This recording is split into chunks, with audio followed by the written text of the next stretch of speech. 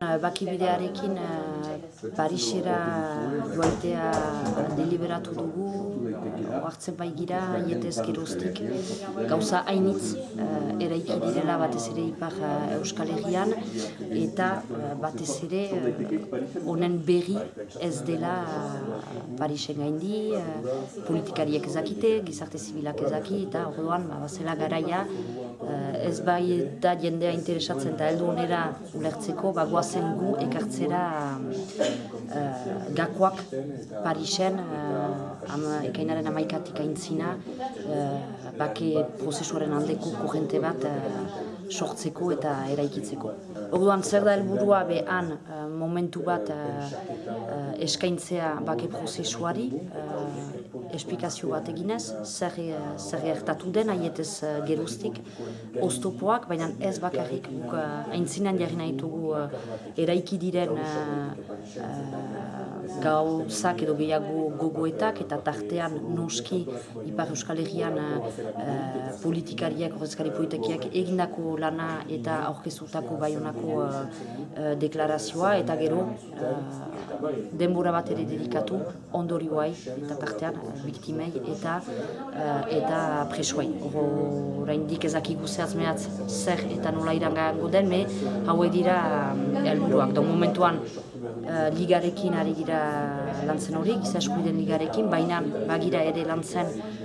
momentu hori partekatzeko beste egitura batzuekin eta espero dugu ere parlamentari batzuen babesarekin eta guretzat ere beste helburuetako bat da momentu berri azkar bat sortzearena bai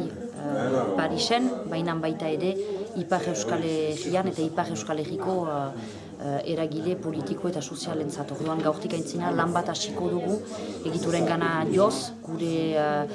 radiografia partekatzeko, momentu horren helburuak partekatzeko eta espero dugu gurekin Parisera etortzeko.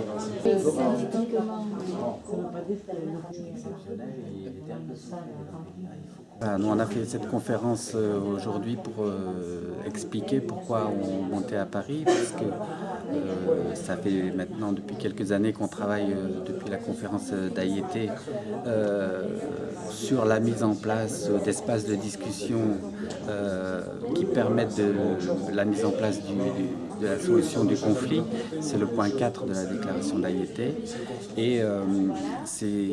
quelque chose qui fonctionne ici puisqu'on a une société civile qui est consciente de ces questions-là. On a des manifestations qui drainent beaucoup de monde, on a des forums où il y a beaucoup de participation. Et puis on a une classe politique qui s'est aussi mobilisée, qui a adhéré au processus, qui a fait une déclaration en fin d'année dernière qui est très importante puisque c'est vraiment un engagement avec des termes concrets sur le processus de paix. Tout ça, c'est un contexte complètement inédit et on a pris conscience que ce caractère inédit, il fallait l'exploiter, il fallait le développer aussi avec la Ligue de Paris qui a été un peu surprise de tant de travail qui se fait ici. L'idée c'était de le porter à Paris et de créer ces espaces de discussion aussi au niveau national. Voilà, donc c'est ce qu'on voulait dire aujourd'hui et puis présenter cette conférence à Paris, le cadre dans lequel elle va se tenir. Alors aujourd'hui, c'est encore en construction avec les partenaires, mais c'est au cœur de Paris, rue de l'Université, avec de nombreux partenaires et l'idée de conscientiser la classe politique nationale, les parlementaires, les associations au niveau national et de mettre en place cette feuille de route.